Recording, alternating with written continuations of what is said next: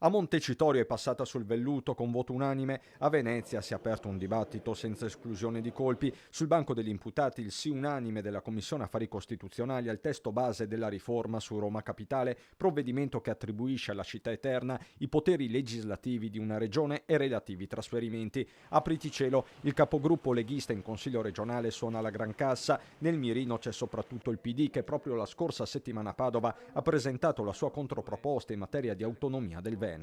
La cosa che stride veramente è che a portare avanti questa riforma è quel PD che allora a Roma vuole portare a casa maggiori competenze e un riordinamento dal punto di vista amministrativo, mentre per il Veneto va a ridurre il numero di competenze che dobbiamo chiedere come regione da 23 a 7, la metà di quello che chiede l'Emilia Romagna del governatore PD Bonaccini. Il terreno però è scivoloso. Il testo di legge su Roma Capitale, presentato da Forza Italia e PD, è stato votato anche dalla Lega, in particolare da Alberto Stefani, commissario del partito in Veneto. I Dem prendono la palla al balzo. C'è una forza politica come la Lega che mi pare un po' in confusione, che ha risposto alle nostre proposte sull'autonomia in maniera, diciamo, inadeguata e nervosa e che ieri ha dato uno spettacolo di uno scontro interno. Tensioni interne che sembrano trasparire da alcune dichiarazioni mezzo stampa di un ex parlamentare leghista,